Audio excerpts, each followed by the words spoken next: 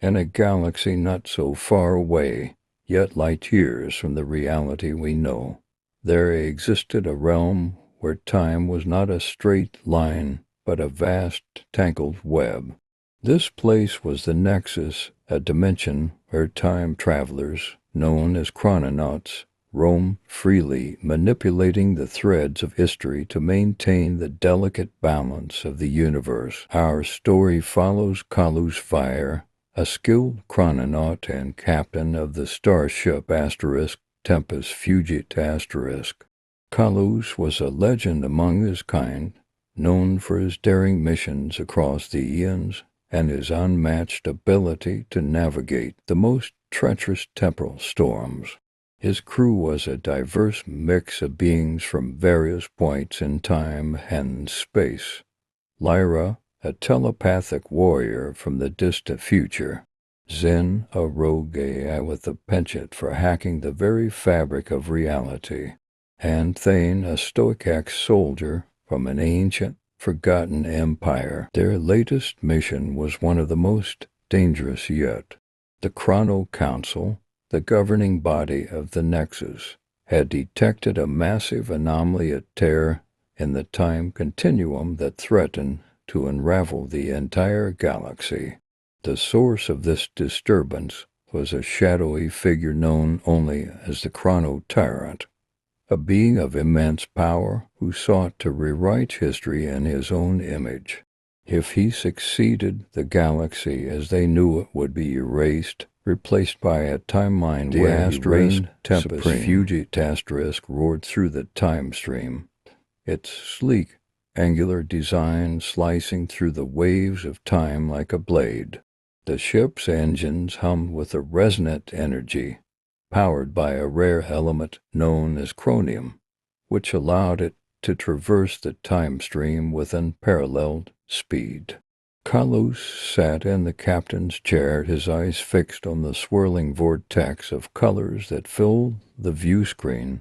They were close, he could feel it. Approaching the anomaly, Captain, Lyra reported, her voice calm yet tinged with unease.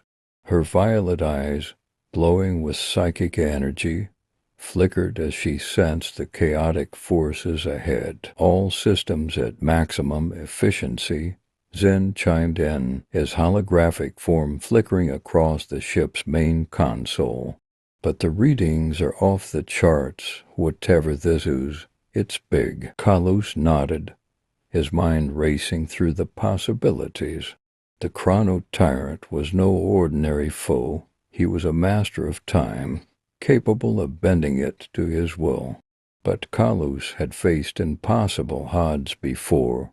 He knew that victory would require not just strength, but cunning. As the Tempus Fugit Asterisk breached the edge of the anomaly, the ship was suddenly yanked out of the time stream and into a turbulent temporal void. Around them, the fabric of reality twisted and warped as fragments of different eras collided in a chaotic, swirling cities floated alongside futuristic space stations, and prehistoric beasts roared in the shadow of colossal starships. In the center of this maelstrom stood the Chrono Tyrant, his form shifting between different incarnations one moment, a towering warlord clad in dark armor, the next, a sleek, robed figure with eye. In the heart of the vast and untamed Amazon rainforest, where the trees reached into the sky like ancient sentinels, and the air was thick with the scent of damp earth and blooming orchids, there existed a sanctuary known only to a select few heavenward.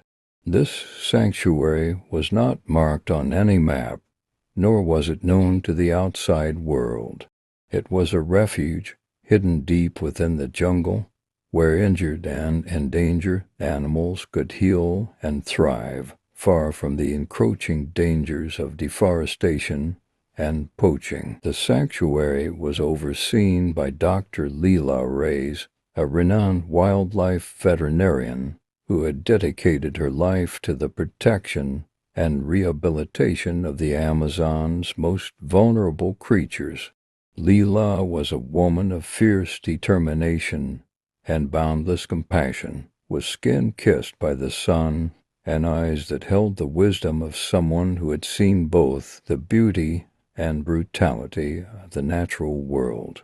She had assembled a team of experts from around the globe, zoologists, biologists, and conservationists, all united by their shared passion for preserving the incredible biodiversity of the rainforest. One crisp morning, as the first light of dawn filtered through the canopy, Leela received an urgent message.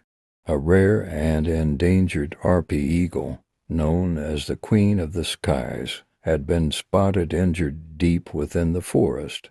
The harpy eagle, with its massive wingspan and razor-sharp talons, was one of the most powerful birds of prey in the world, but its numbers had been dwindling due to habitat loss and hunting. If this eagle was hurt, it could be one of the last of its kind in this part of the forest. Without hesitation, Leela called her team together. There was Lucas, the skilled tracker who knew the jungle like the back of his hand; Amara, a biologist with a deep connection to the animals of the Amazon; and Miguel, an expert climber and survivalist who could navigate the most treacherous terrains. Together they prepared for the mission, gathering the necessary medical supplies, climbing gear, and food rations for what would likely be a challenging journey. The team set out just as the sun began to rise, their footsteps silent on the soft forest floor. The air was alive with the sounds of the jungle chirping insects, distant bird calls, and the occasional rustle of leaves as a curious creature watched them from the underbrush. The dense vegetation slowed their progress, but Lucas's keen eye kept them on the right path, following the trail of broken branches and scattered feathers that led them deeper into the forest. After several hours of trekking, they reached a steep cliffside where the harpy eagle was last seen. The cliff was covered in thick vines and moss, and the trees here grew close together, their roots forming a natural staircase. At the top, perched precariously on a ledge, they saw her, the Queen of the Skies. The harpy eagle was a magnificent sight, even in her injured state. Her feathers were a striking mix of gray and white, and her large, expressive.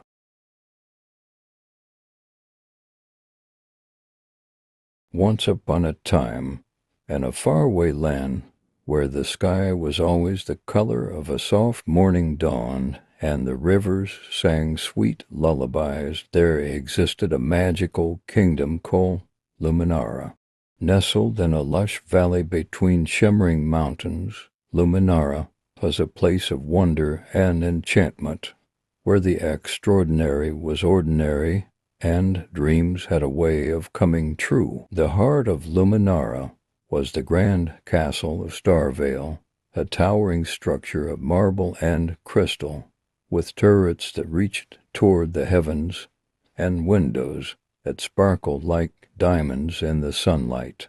The castle was surrounded by vibrant gardens filled with flowers that bloomed in every color imaginable, and trees whose leaves whispered the secrets of the world to those who listened closely. Luminara was ruled by the kind and wise Queen Serafina, a beloved ruler whose magic was as powerful as her heart was pure.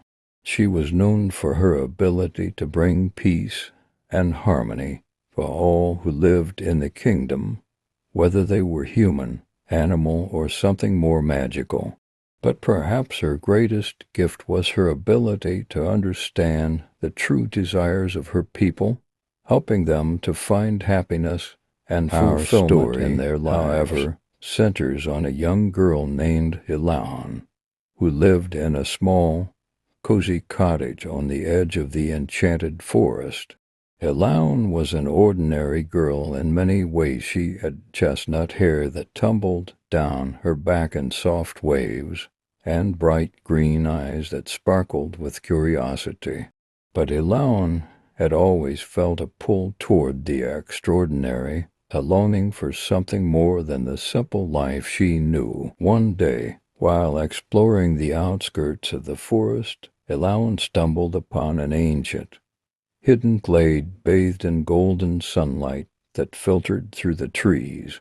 In the center of the glade stood a stone pedestal, upon which rested a beautiful, glowing crystal in the shape of a teardrop. As she approached the crystal, she could feel a warm, gentle energy emanating from it, as if it was alive with magic. Without thinking, Elaun reached out and touched the crystal. In an instant, a wave of light surrounded her, lifting her off the ground and filling her with a sense of pure joy and wonder.